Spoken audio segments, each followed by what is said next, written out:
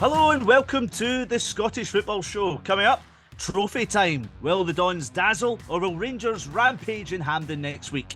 Celtic spark fizzles out at Rugby Park as Kelly ruin Rodgers' unbeaten run. And the Tartan Army take the lot. Euro 2024 is sold out despite the SFA's best efforts.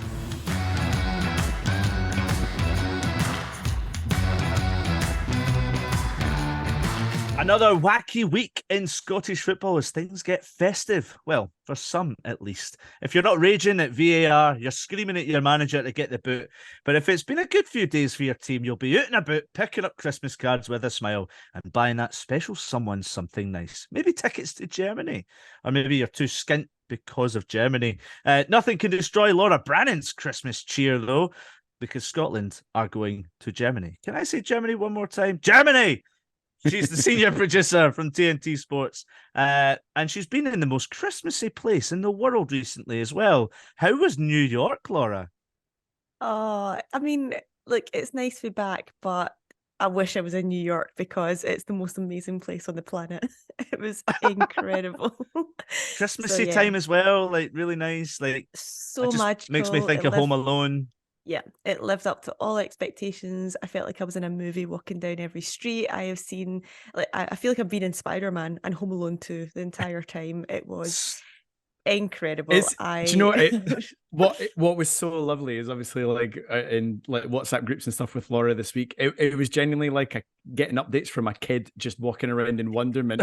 It was a bit like all the updates, the photos and stuff like that Laura was sending to our groups.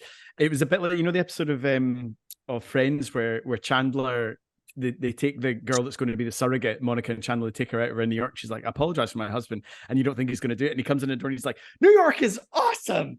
It's like, that's exactly what Laura was like the whole of the last week. So it was wonderful to see. Yeah, I think the first day I walked out of the subway in Manhattan and I just looked up and I was walking about exactly as Finn says. I was just walking about like a kid in a candy store. Like, this is incredible. Wow, cool. Yeah. That's really cool. A nice one, man. I'm glad you had a really nice time. That was Finn breaking the fourth wall there before his introduction. Yes, no Festive Football Podcast is complete without a Christmas bauble, and having a roasty toasty holiday is the head of creative at Melbourne FC, Findlay Marks. Roasty toasty Christmas. Well, not quite yet, because we're back to Melbourne's a bit like Glasgow sometimes. So we've had 30 odd degree heat last week. Well, you said this last time, yeah. But it's down to 20 something and pushing it down with rain. So welcome to the summer. Down to 20 in December. Yeah, tough times, man. What have you been doing? Just work. We've got a very busy period after a month pretty much of away games with Melbourne City. It's a month of home games. Starting on Tuesday with our final Asian Champions League group stage match. Got the possibility of getting through the group stages, which is very exciting. We have been forced to play the match not at Amy Park, our traditional home stadium, because the Foo Fighters were in town and they've wrecked the pitch. So we have to go to an AFL ground that has VAR capabilities and play on the pitch of a different sport. So that'll be very fun on Tuesday. Amy must be raging. Poor Amy. I wouldn't feel too sorry for her if she's a big insurance company. That's a bit harsh, saying she's big. Anyway, give me a laugh, guys. Give me a life. A life? Give me a life as well. But yeah, who's going to kick things off? Laura, you kick things off for me to cheer up my spirits after a weird weekend. Well, keeping with the Christmas spirit, looks like Edinburgh United were out on a Christmas party at the weekend. Oh, God. I'm looking at it now. So Edinburgh United, if no one saw this tweet, the club put out this tweet. Now, okay, look, they're not the biggest club, so it was okay to put this tweet out, but it was a screenshot from their squad group chat, and one of the players had put in at 3:20 saying, "Where is everyone?" Clearly, they were meant to meet at 3:00. Somebody replies going, "Platform 5." So this player replies with a photo from Platform 5 in what I think is Edinburgh Waverley Station with the word invisible. And then then it transpires, all his teammates start to realise, no, mate, the bar is called Platform 5, not the train station Platform 5. Superb. So, yeah. That's quite confusing though, isn't it? I mean, it's a great screenshot, but whoever thought to put it out, all their phone numbers are on it. So if anyone is looking for the Edinburgh United player's phone number, you've got them all in a screenshot. Amazing. I don't think I've ever done that. Confused where to be. I think I've never been on time, but I've certainly never confused a location before. Oh. You could see where the confusion is, though. That is confusing, having a bar called Platform 5 in Edinburgh. Like, it's not a total stretch to imagine you'd be meeting on the Platform 5 in Edinburgh to get the train somewhere for your Christmas. Such an Edinburgh name, isn't it? It's so Edinburgh. Platform 5. We're going to Platform 5 for Christmas. Christmas party, Platform 5. Let's not make this a West Coast versus East Coast divide here, guys. Let's keep this, even though it is a laugh. Finn, have you got anything? I was going to say, let's keep it Tuchta, because that's the most important thing. Let's go Duncan Ferguson getting sent off at Cali Thistle, which was just one of the best things that happened all weekend. It's not just he got sent off after remonstrating, is that the polite way of saying it, with the referee? He got sent off, but what he did was he climbed into the top tier where the away fans were at Hampden Park and just sat with the fans and sang and chanted with them for the rest of the game, witnessing his team demolish Queen's Park 4-1 at Hampden, and they're up to 6th in the table. So rubbish weekend for him personally, but a great one for the club. And I think all the fans were saying just they're so loving having Big Dunk, like that character, in charge of the club, because I think they've only lost one game since he came in the 9 in charge. Actually, yeah. Mm-hmm. And they've played Dundee United, and they've had some tricky games. So yeah, it's all going pretty well for him at Cali Thistle. It's a good video when you see him at full time. It's on Twitter, and he's just standing up, just like with his arms out. I really enjoy it. Really enjoy him being back in Scottish football. You did say about Queen's Park. I'm going to bring the tone down. I'm sorry, guys, because Queen's Park actually did end up parting with their manager after that game. So Robin Veldman, might not be getting that right, but he's for the off. But they haven't won since August, so it's not that surprising. 4-1 defeat off of Cali is kind of going to probably put the nail in the coffin for them. But Queen's Park have had an absolute horror season because the football director of football, Marin Bucher, might be saying that wrong, but he's left as well. So their whole game plan is out the window right now. And there's no sitting pretty in the Championship. It's just a bit of a mess because this guy, Marin Bucher, by the way, he signed a 10-year contract because it was all part of this bigger kind of plan to get Queen's Park straight into the Premiership. And they were close last season, but it's been a total disaster since. Big Dunk wrecking things again. Love it. Laura? Did you see that Atalanta have got a new kit coming out? Right, okay. This one is technically not tartan, I think. I think they're referring to it as Czech, but it is pretty goddamn tartan. Oh my God, I'm looking at it now. They call it their Christmas kit. And it's lovely. It's a lovely blue, slight grey through it. It actually kind of looks like a rugby top, I think. But yeah, it's got really rugby feels. Yeah, really nice. It looks nice smart. It reminds me a little bit. Did Dundee not have a kind of tartan kit in recent seasons that was like this kind of dark tartan with obviously the dark blue? It also puts me in mind of, I think, probably about 15, 20 odd years ago, Morton had like a proper tartan kit. It might even be longer than that, but that was another banger as well. But yeah, it just put me in mind of that. I don't know, is there much of a link, any Scottish link at all? I don't know. I was reading it like on, you're saying, it's not a tartan. Well, there's a Football Italia site, a Football Italia story I was looking at, and it says the theme for shirt is decidedly Scottish, as Atalanta have their own tartan in the club's blue and black colours. Ah. So yeah, if anyone knows more about this, it's quite interesting. I'd quite like to know the links here. I don't. Bergamo's a great city. If you can ever go over there, it's kind of split into two towns: the Old Town and New Town. Old Town is super cool, but I really enjoyed being in Atalanta. It's quite cool. So it's a really cool kit. I like that a lot. I would take that for a Scotland kit. Absolutely. Yeah, it looks smart. It looks smart. Speaking of being slightly confused about why something is here, can I just raise something that's in the running order here that I think Laura's added? We've got Declan Gallagher in his pants. What's going on here? Laura! Hold on a minute. Laura! get me a reputation here. I added this in because what on earth is going on here? We need to talk about this photo shoot. You know Declan, don't you? Oh, you know yeah. him from his time at Motherwell, so you can bell him up and be like, "What you doing, mate?" I mean, he probably loved every set. It was probably his idea to do this sort of photo shoot. But it's more, what are you doing putting this? I'd love to know the mentality here of who came up with the idea, who thought it would be a good idea, and what they're trying to achieve. Oh my from it. God. Because to be fair, it's got people talking. So we now know exactly what the Dundee United boxers look like this Christmas. Oh my God. You've all gone Oddballs. quiet because you're all looking at the photos.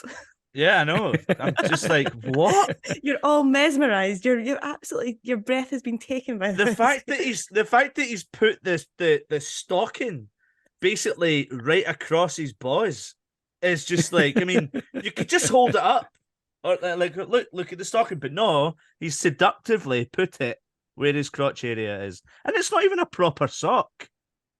And sorry. I was just imagining more the thrill of if there's a female or a male listener who's getting lucky at some point over Christmas, and you're getting down to it and in the throes of passion, taking each other's clothes off, and at the end of it, you're just stared in the face by this athletic body, but they're covered in Dundee United pants. Is that not the biggest disappointment of all time? Do you know what? Do you know what? Funnily enough, I went to a lassie I knew back home, massive Dundee United fan. Her name's Erin, and do you know what?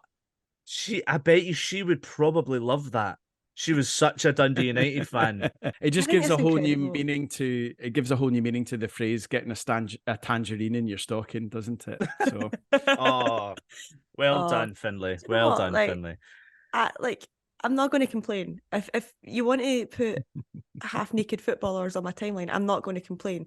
But let's look at the other way around here, okay? If you put half naked women on advertising Very good this, point, Laura. there'd be an absolute uproar over it. Now, Mhm. it's double standards. Remember the whole Air United kit launches they used to do where they painted the kits on naked bodies? Yes. And it was suddenly Aye. it got to a certain year and we all went, oh, that's not acceptable anymore. We can't do that. But, if this is okay and we're laughing about it and we're joking about it, no one's in uproar over it. But if this was the women's team, suddenly it would be a whole different subject, wouldn't it? Yeah, you raise that a is very an good interesting point. Well, I suppose that if anyone who is actually listening to this podcast right now, it's amazing. Thanks so much because you're really getting analytical content right now. But we should say, if you are listening, that's what really keeps this podcast going. So we do this all ourselves. We fund it, we edit it, and we do our best to bring everything we can that we like to talk about football in our special way. So we are on like loads of different platforms: YouTube, TikTok, even Facebook. Because I keep saying it, that's still a thing. Amazing, but all the social medias, isn't it, Laura? Who's now just gone off screen, which always helps our YouTube. She's miles away. It's funny. Sorry. This is really good. Sorry, my battery's about to die. Oh, our battery's about to die. Keeping this in the podcast. This is fantastic. So yeah, if you are a sponsor and want to sponsor us, this is why.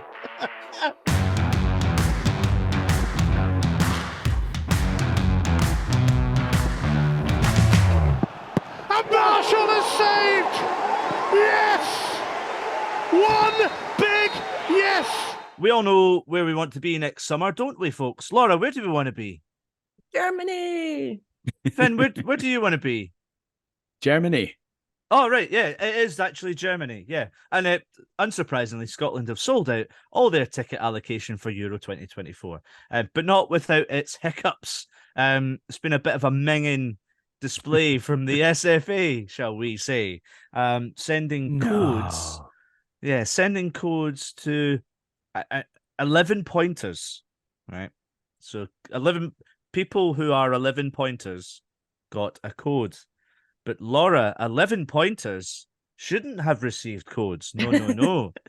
12 pointers should have received the codes. What am I talking about?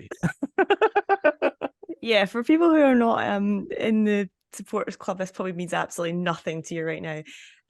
Basically, it was everyone that was 12 points and plus, and beyond that, where the word I'm looking for, guaranteed a ticket for the matches at the Euros, and it was waiting to see how those tickets sold before they then went lower to 11 points and 10 points and beyond, so blah, blah, blah. Anyway, on the day that the 12 pointers and above got the chance to buy their tickets, the SFA sent out all the allocation codes to the 11 pointers as well, which meant there was a extra 7,000 odd people got access to the UEFA portal to buy these tickets for the Euros. Right. Okay. Which would just have caused absolute carnage if it hadn't been caught in time. But okay, look, the SFA, to their credit, caught it in time and pulled the whole thing. The whole sale got pulled off for a day and everyone just started again a day later. But yeah, it was absolutely typical because it's the SFA and they couldn't organise a piss up in a brewery. What else did we expect from this? It was just very, very typical. But did they say sorry or anything like that, or did they give an explanation? They were just like just a simple apology. It was I think it was a technical error. It went down as which is, yeah, sure, okay.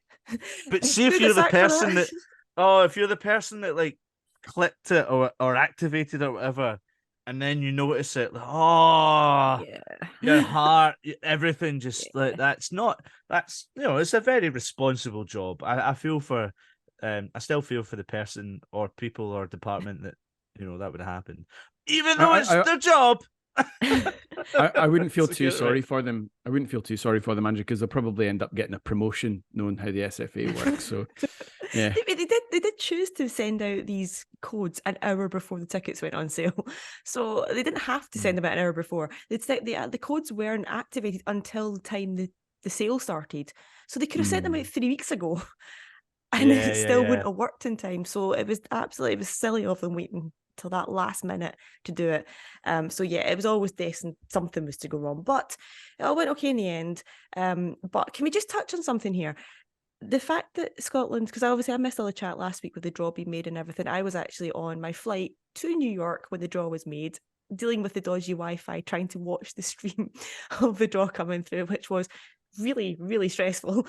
But and I know we all really enjoy the fact that we got Germany, okay? And don't get me wrong, I'm part of that. It's great. We're in the world stage. Everyone will be watching us in the first game. I think even just getting Germany alone is a great draw because they're not one of the strongest ones in pot one. But the punishment side of that, the kind of downside of that is how the fans are being treated here because of just the luck of the draw. Because we got Germany in the opening game, it means that the tickets were automatically more expensive because it's the opening game, and the opening ceremony is part of it, which, let's be honest, no one cares about the opening ceremony really. But the highest category of tickets, the two highest category of tickets were €400 and €600 for this game. And I'm sorry, but UEFA are ripping the piss here. That is not an acceptable price to pay for a football game. Yeah, does it start at 400? No, sorry, no. The lowest one was €50, and then the second one was €190, and then it was 400 and 600. And those two categories are just, for the average working fan, that is just not comprehensible. You cannot realistically budget for that for a football game. You're not wrong. However, there will be people who pay that. Oh, and the tickets are only worth what someone's willing to pay for it. Look, and people will pay for that. And the allocation's sold out, so people have done it.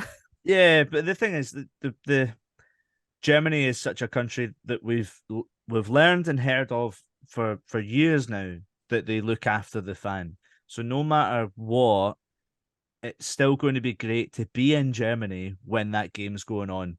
Not being at the game, I don't think is that much of a big deal. I think that opening game in Germany is going to be unbelievable. Yeah, it's also. I think the point you're making is a much wider point about football in general, because this isn't a decision that the German FA's made around this at all, Laura. I think they would have been much more reasonably priced.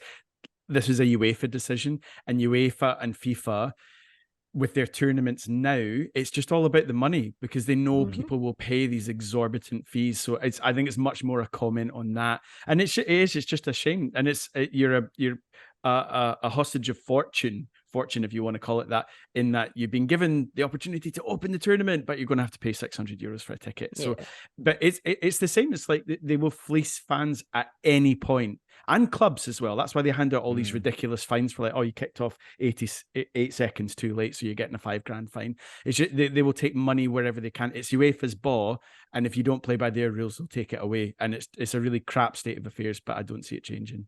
Yeah, no, totally. One thing we should also add is Laura, that have you seen the Twitter kind of spiel from Scotland Coefficient?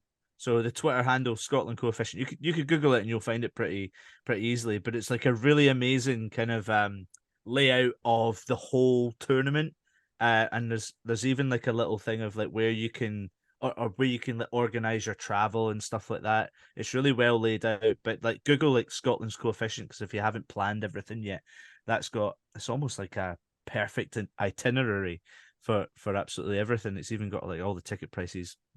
Not that anyone cares anymore because they've all been sold.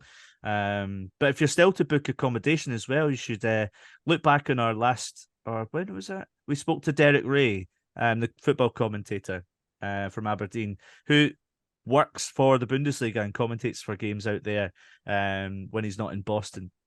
And he's a big, advocate of German football. And that chat we had with him about last month, I think it was so much fun. But he goes into such a wonderful kind of array of stories of how easy the travel is and stuff like that. So it's really good to have a chance to look back on that. But elsewhere, Finn, what's been going on in the news? The fun bit of the podcast. Coming back closer to home, this is just from one of the games at the weekend, and we'll talk about the football in a minute, but it's something I just wanted to raise because it seemed to get quite a bit of traction, and I always get annoyed by this when it comes up. So this is the whole thing that centred around the end of the Aberdeen Hearts game, and Lauren Shankland kind of flipping off the Aberdeen supporters who had been calling him slightly overweight for most of the game, which I always find an amazing accusation anyway, given that what most of the fans in the stand will look like in their physiques compared to the guys on the pitch, roaring health advice at some of the fittest people in the country.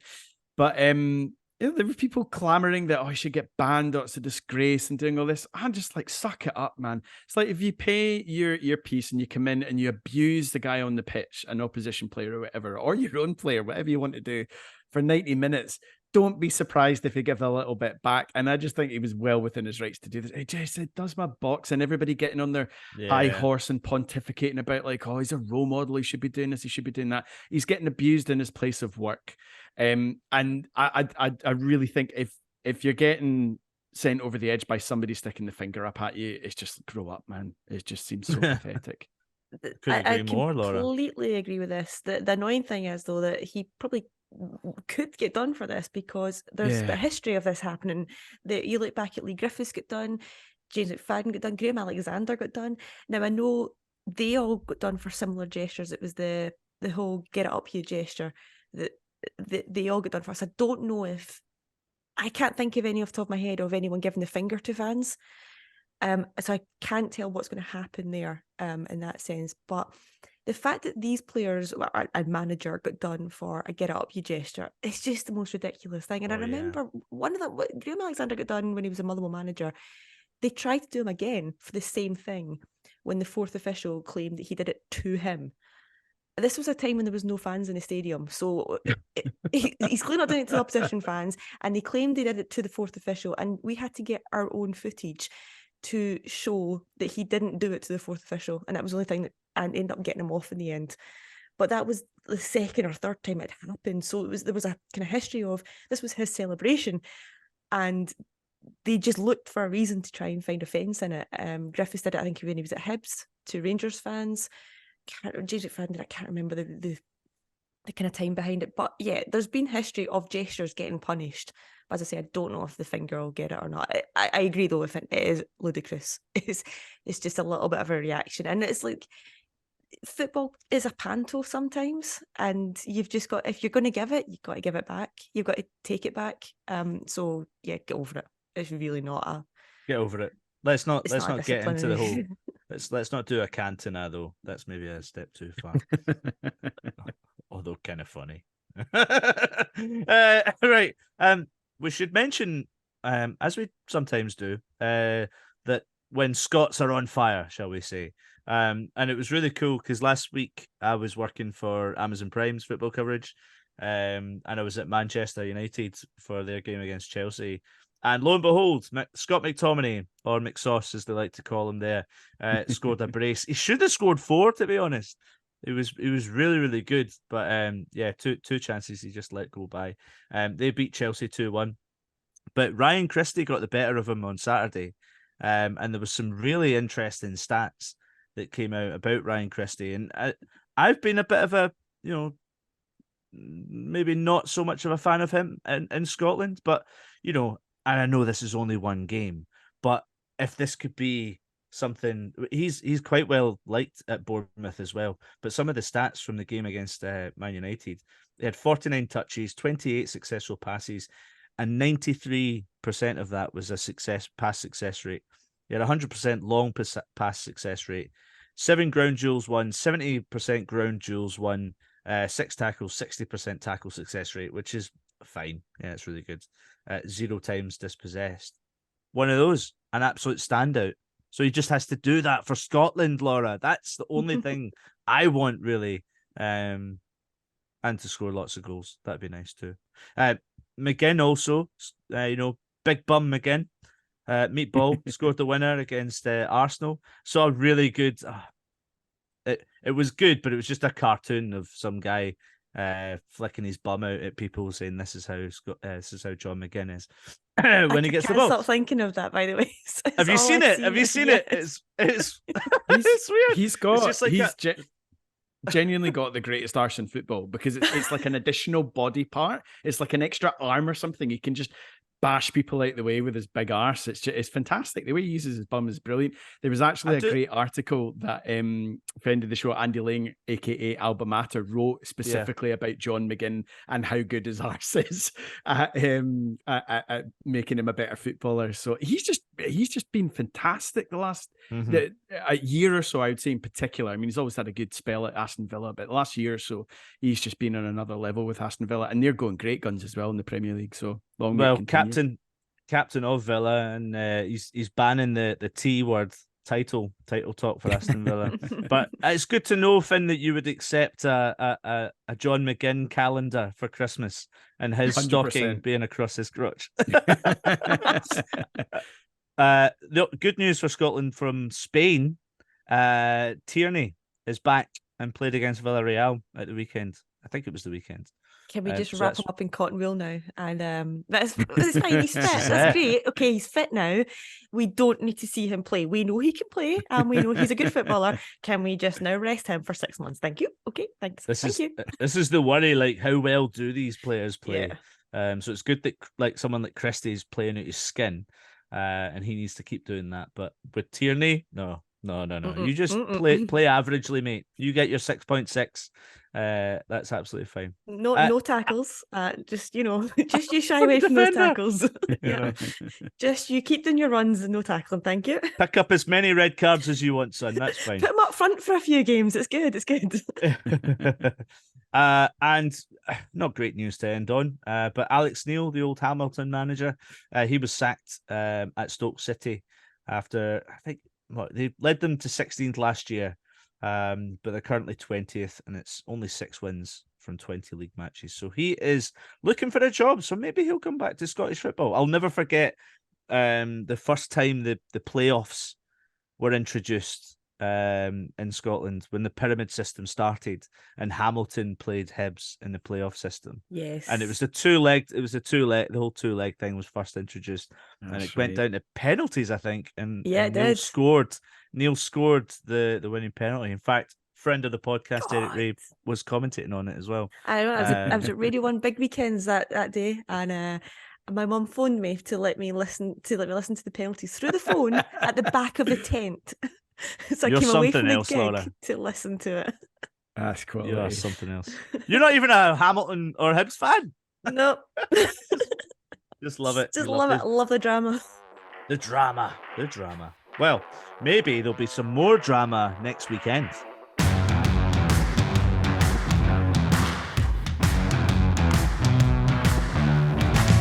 You think I'm going to answer a stupid question like that?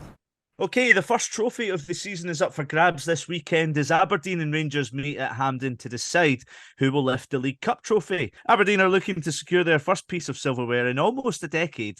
The last triumph indeed being the League Cup back in 2014 when they defeated Cali Thistle on penalties. For Rangers, though, it's been 12 years since they last lifted that trophy. It's rarely a dull affair when the sides meet in the league, so we're expecting a billboard occasion at Hampden on Sunday. To help us preview the big match, delighted to say we are joined by Gary Scott from the ABZ Football Podcast. So first of all, Gary, thanks for joining, but you must be bloody relieved you got a win in the league at the weekend against Hearts. 2-1 winners. How was it?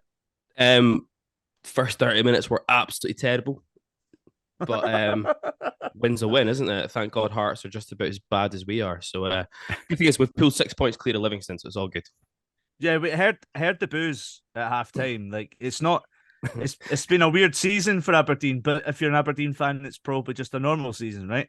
It's been up there again. A bit of a roller coaster. It's probably the best way to put it. But all good. Good to get the win. We much needed. Barry needed it because otherwise we're probably looking at having Stuart Duff and Derek Young lead us out at Hampden on Sunday. So let's see what happens. Is the feeling amongst the supporters genuinely it was that close to the edge for Robson? I think if Hearts had done us on Saturday, I think he'd have been really. I think he'd been struggling big time to survive it. Yeah, absolutely. Yeah. Where do you stand, Gary, on Barry Robson? Are you a fan? Or you think he deserves more time, or is his time up? Oh, I don't know. Like, I really wanted to work for him. Like, he's an Aberdeen loon. He comes from Inverurie, which is where I stay, just outside Aberdeen. Really, really, really wanted to work for him, but some of the football this season has been just so bad. Like, it's not even funny. Like Bazball, as it's been touted up here, it's just honking. So I really don't know, because you saw what happened. He came in last season. He did such a good job, and it was almost that thing where the board couldn't not give him the job. But also part of that was that because the board dilly-dallied for so long about what they were going to do, they just got forced into it. And then I do look at him and Naismith, and I just think that's two really under-equipped guys leading two of the so-called bigger teams in the country right now. But who knows? Like, this time next week, we could be talking about a guy who's won a trophy, and then you're like, well, what'd you do at that point? I don't know. It's a mess. It's an absolute mess. I feel like that's almost like written in the stars in the sense, because I feel like this season especially, it seems like Aberdeen are pulling results out of places you'd never expect, and then at the same time are losing games that seem like an absolute shoe-in. I mean, how do you deal with those emotions of just being like not having a clue what's around the corner? Local brew. Mainly, yeah, I'm not advertising.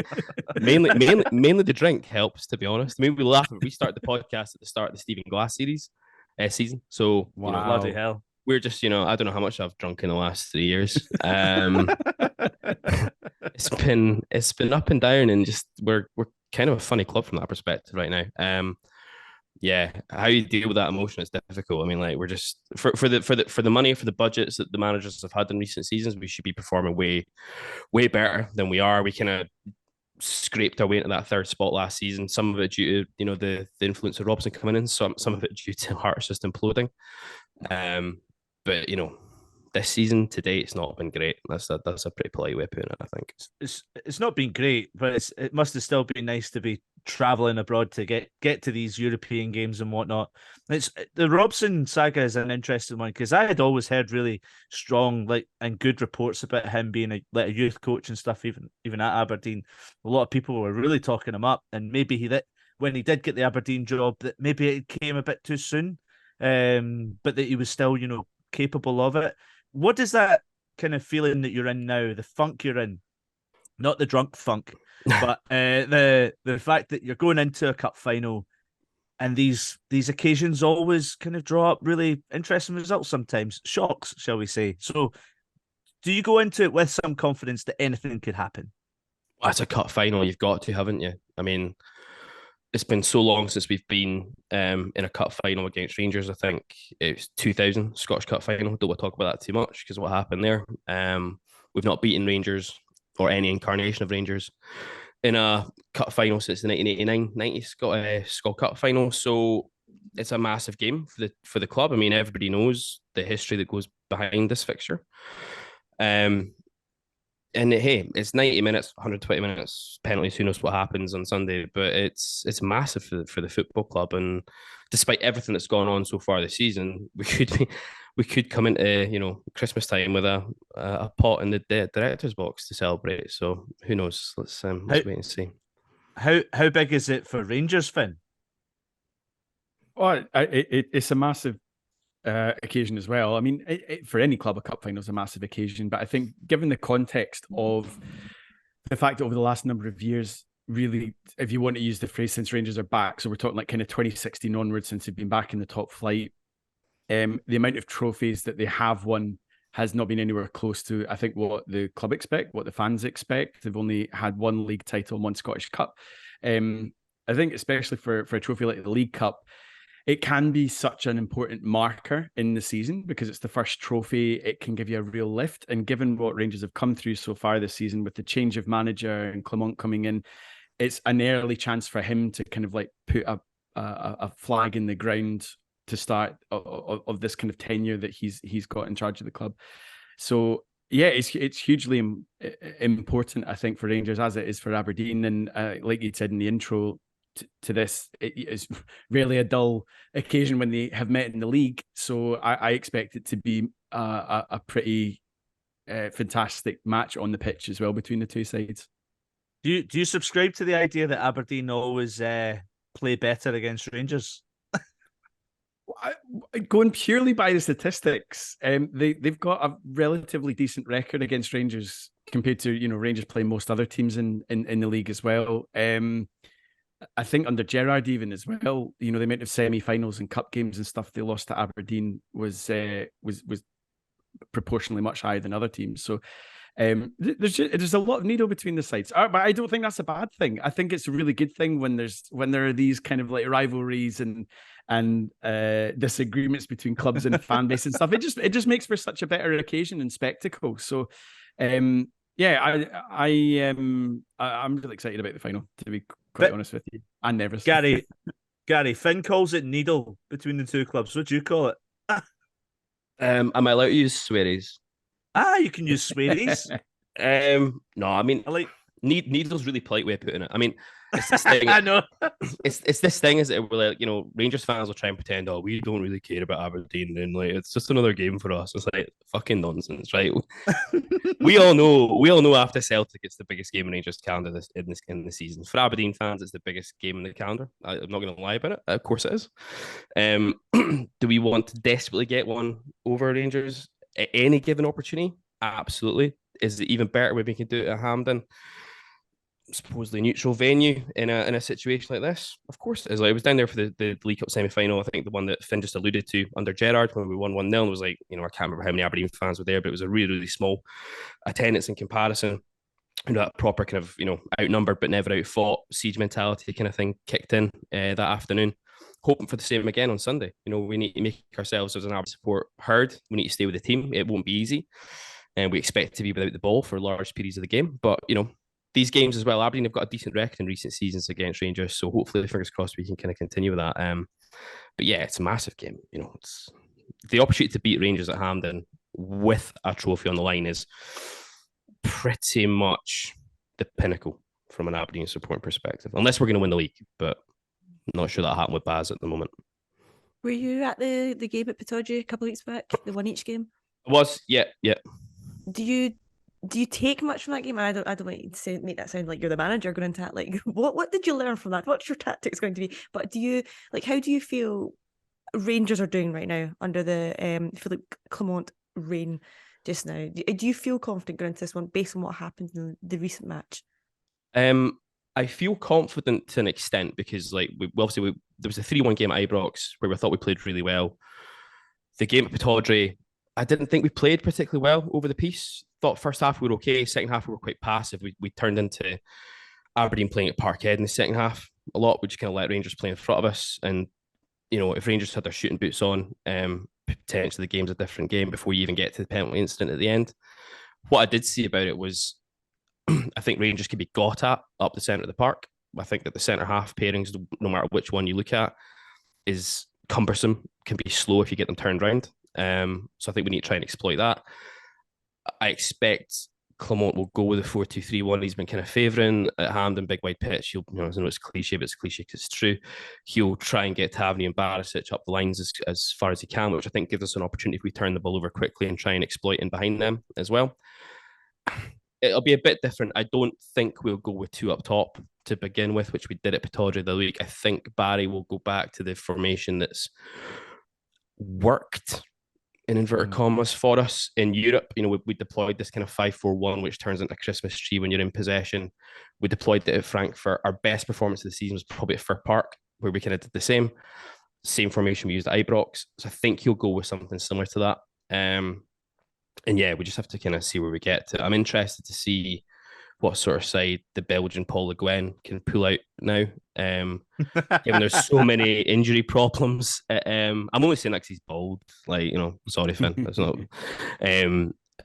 But it'll be interesting to see what sort of team Rangers put out, given all the injury issues they've got as well coming into this one. Well, it's an interesting point that you raised there, Gary, because I think that's the thing that's going to hamstring Clement the most is just the actual players that he's got available. So it's not so much of like picking and choosing, well, I prefer to play this formation or this formation. It's just like who's fit, who's available. Because I think there's no Tom Lawrence, no Danilo now, who was injured last weekend, no Ryan Jack still, no Nico Raskin. I think Cifuentes might even be out because he got sent off at the weekend. Barisic is a doubt. So it's kind of just who's fit.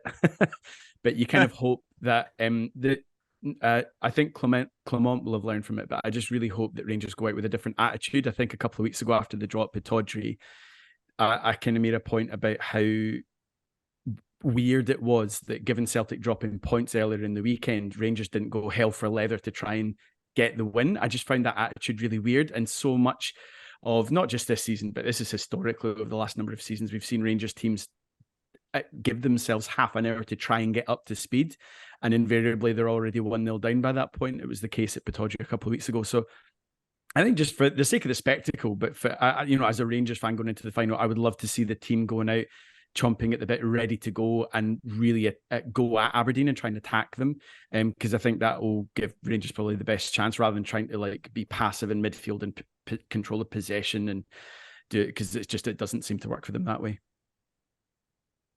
Barry, I know a lot was made about it at the time when the allocations were decided, the tickets went on sale and everything. Not heard much in the recent weeks. How did that pan out with the fans? What's the kind of mood like? Is it still unrest? I mean, it was ridiculous what happened, but is the fans just sort of accepted it now and we move on? I don't think anyone's accepted it. I think most people are still pretty pissed off because there's a big number of Aberdeen fans who've not been able to get tickets for this game now.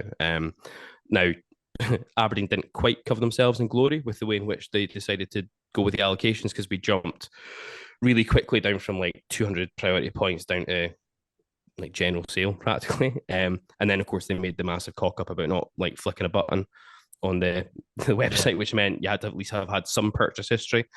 So I think it was like 80 to 90 tickets were snapped up by Rangers fans, I think is what happened in that instance. There's obviously the extra tickets we were expecting to get as well. I think we have got them now. They get debenture seats from the upper south stand. So we've got them now. But I know for a fact there's a lot of season ticket holders who didn't meet the 200 point threshold, who missed out completely and haven't got tickets for this game. And I think the club need to take a bit of a long, hard look at themselves about the way that they did, and they've accepted they're going to do that from now on. I think, and this won't make me popular with the chairman saying this, but I suspect that we probably jumped too quickly in an effort to sell out our allocation as quickly as we possibly could, in an attempt to basically stick two fingers up at the SPFL about what had gone on, and it's kind of backfired a little bit on us. The idea that season ticket holders or certain season ticket holders haven't been able to get a hold of tickets for a cup final is pretty off for a club that has, I think we're like, don't even think we're close to 12,000 season ticket holders yet. So out of 19,000, you think every season ticket holder should at least get a ticket for a cup final like this. So that's not great. Is there still a bit of anger about it? Yeah, I think there is. I don't think that'll die down at any point, to be honest. It's just not, from my perspective, and I'm saying it now because I'm an Aberdeen fan and it affects my club, but I just think it's a shambles in this country that any cup final doesn't start from the base of 50-50 and you work your way back from there. And I think the most upsetting thing from an Aberdeen fan perspective is that we, Alan Burrows and the chairman, went into the SPFL with a pretty sensible plan about how to deal with it. And the fact that I got knocked out straight off the bat, I just think, it just says everything, I think, what the SPFL thinks about every other club outside the top two.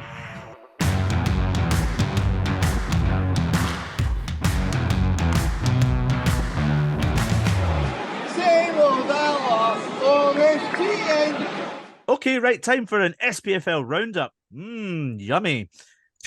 Kilmarnock have done the double on the hoops. Celtic's unbeaten run in the league has ended, everyone. It's ended at Rugby Park, the same venue, in fact, of their only other defeat of the season, which was in the League Cup, actually. But I watched this game, and Celtic were absolutely dominant in this first half. Should have scored tons, but Kilmarnock had shown flashes in the first half as well. I remember Danny Armstrong hit the underside of the bar from a really good move, and then Armstrong was involved again for a chance which it ended up in a shot and goal. He skinned two Celtic defenders, which doesn't happen often, and takes a shot. It's saved, and then did you see? I don't know if you've seen this, but Kilmarnock player, I can't remember his name, should have scored, but the Celtic defender. I can't remember his name. It's really annoying. But it's almost like he forward rolls and then the shot hits off his back. And it's the most amazing piece of defending ever.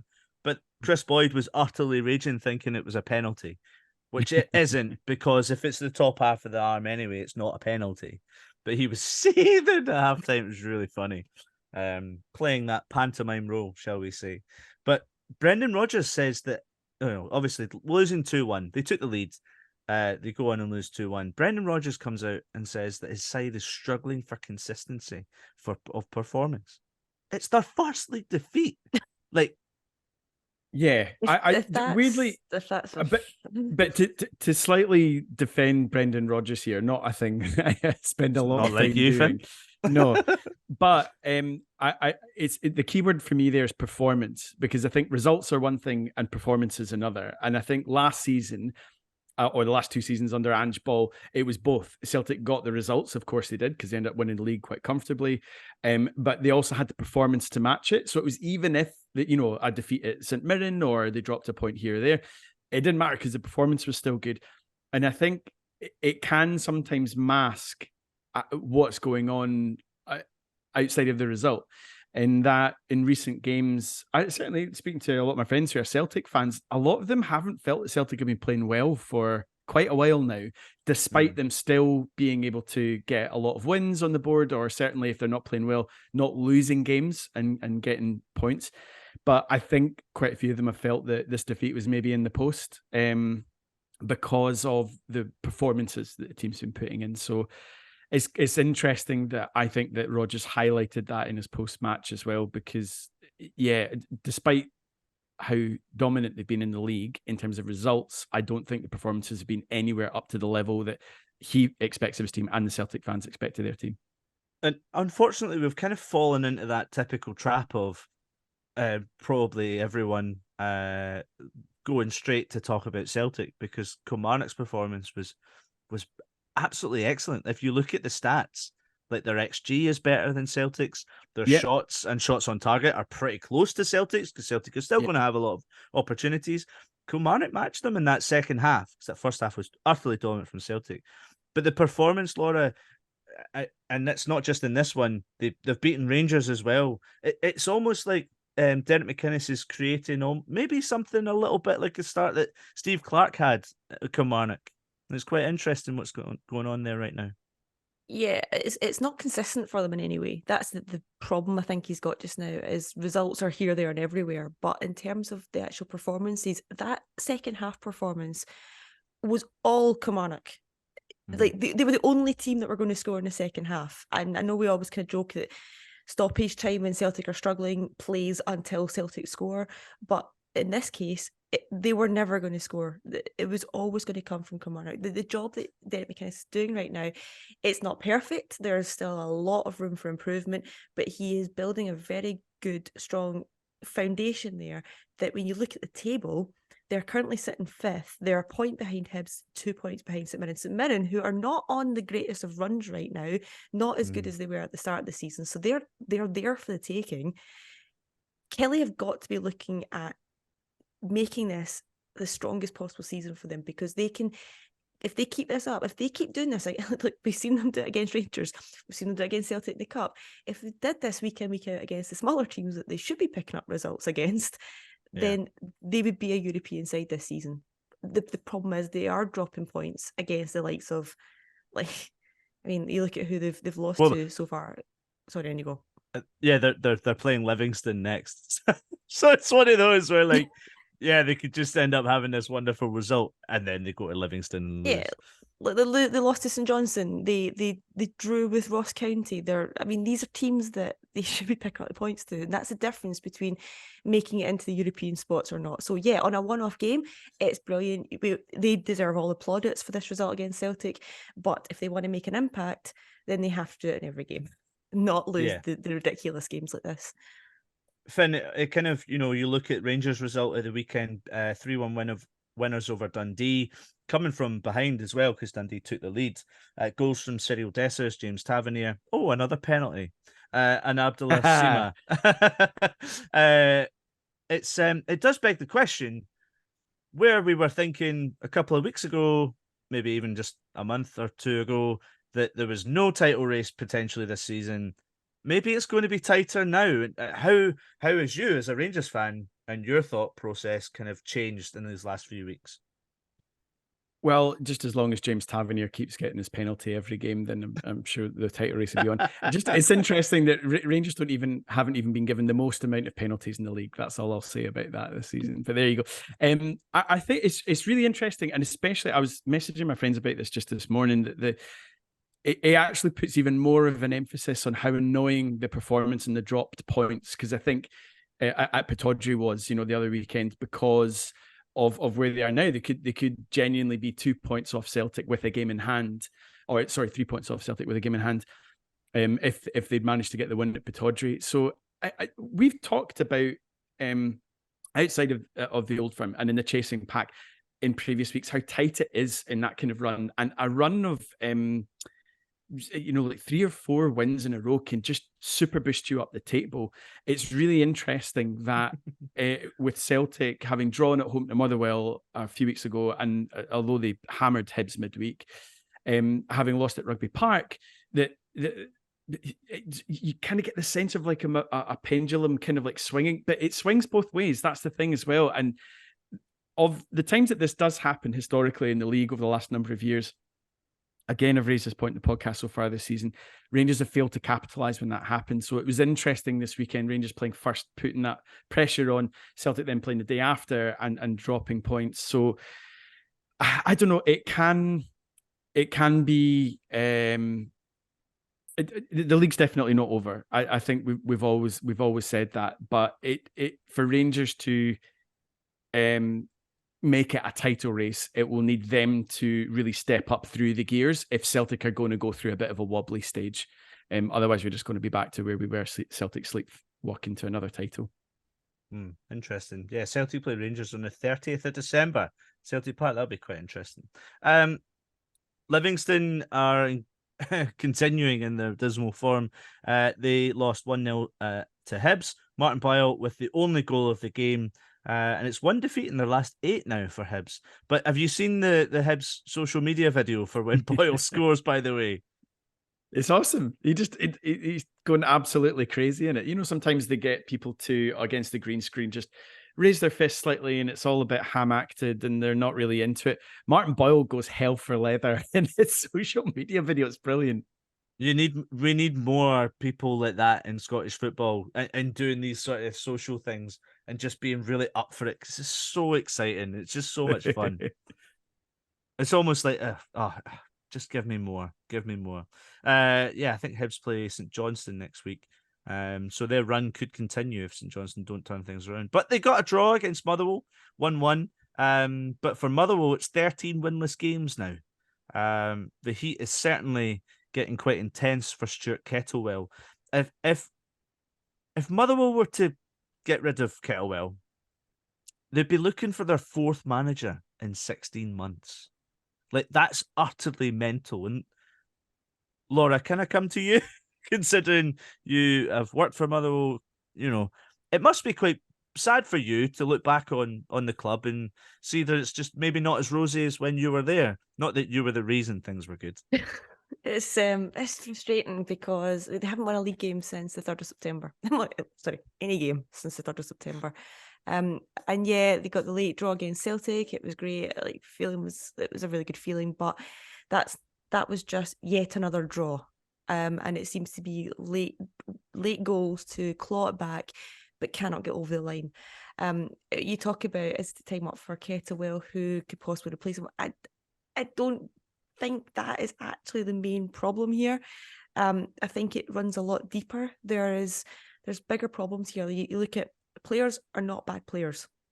You can analyse the mistakes they've made, and the first one to praise Liam Kelly and say all these nice things about him, but I'm also quite honest in saying that he is not on form right now, but that doesn't make him a bad player. This is just one example.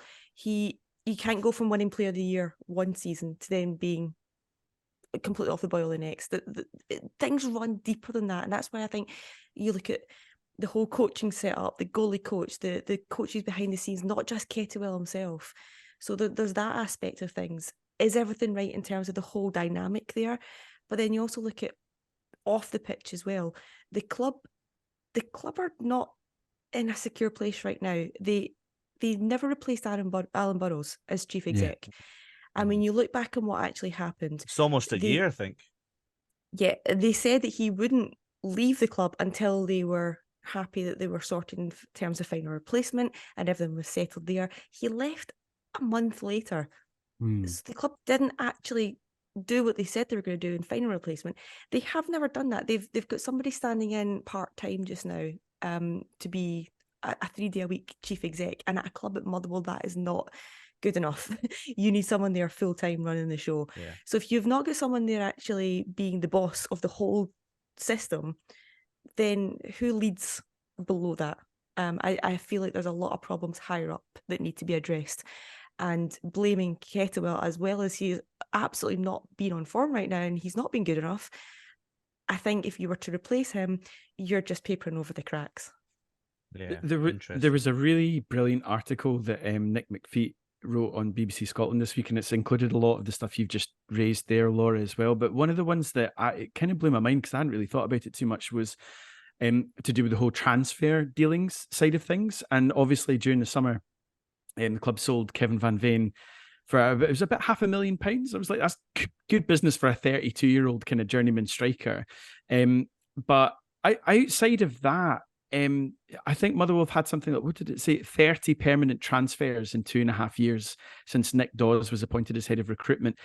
And excluding this summer's incomings, just 8 remain in Kettlewell's squad right now. Has that been a big issue as well for Motherwell? Yeah, Nick Dawes came in at the time that Graham Alexander took over, and I don't think he's kind of covered himself in a hold of glory when you look at the list of names compared to when the club had Martin Foyle before that, who worked quite heavily under Stephen Robinson.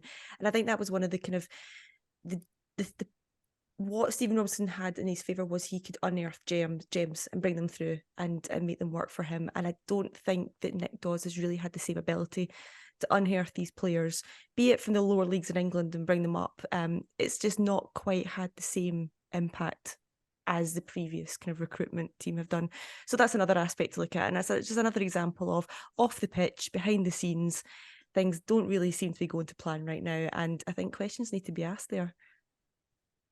Well, former Motherwell manager Stephen Robinson got a first win in 3 matches against, 3 matches in total.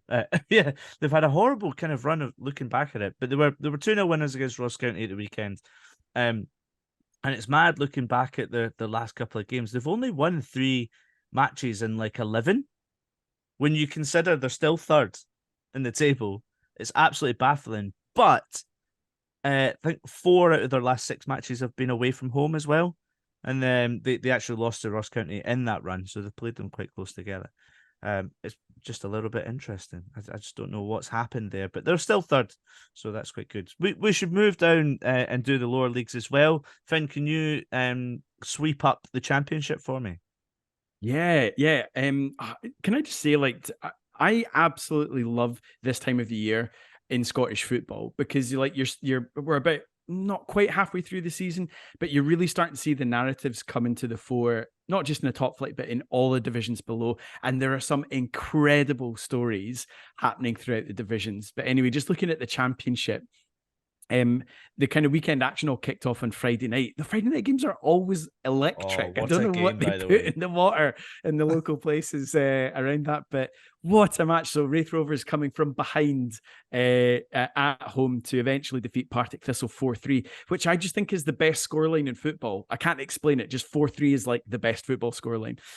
Sam Stanton's goal 8 minute from time, helping the Starks Park men keep the pressure up in Dundee United at the top of the table. The Terrors saw off Ayr United 1-0 at Tannadice on Saturday to maintain their very slender 1-point lead at the top of the division. At the other end of the table, Morton won what could be a really crucial 3 points come the end of the season against fellow strugglers Arbroath. George Oakley's goal there helped them win 2-1 away at Gayfield. But I think, as we alluded to in the funny section, the match of the weekend by far was Cally Thistle's 4-1 demolition of Queen's Park. An 11th game without a win and 3rd straight defeat saw the Spiders part ways with their manager, as we already discussed, and Duncan Ferguson ending up in the stand, being sent off with the fans. I just one extra thing I thought was quite worth noting. And so David Wotherspoon, who is quite well known to a lot of Scottish football fans, Canadian internationalist, was at St Johnstone. He signed a short-term deal with Cally Thistle because he's really good mates with Duncan Ferguson. Since he's come in, he's played 6 matches on a short-term deal. He's got 1 assist and 3 goals, and every time he's scored, Cally Thistle have gone on to win the game. So yeah, he's having a great wee spell there. What happened to him? Did he retire or something like that? Or did he just go away? I think he left St Johnstone and then ended up going to play abroad somewhere. Something, then ended up played at the World Cup with Canada. He was in their squad, and he's just signed a short-term deal with Cally Thistle. Cool. You mentioned George Oakley, so that's my link into talking about Hamilton in League One. Obviously, ex-striker, but they're currently leading League One, but they did fail to extend their lead at the top of the table. Held to a 0-0 draw away to Alloa. Hate Alloa.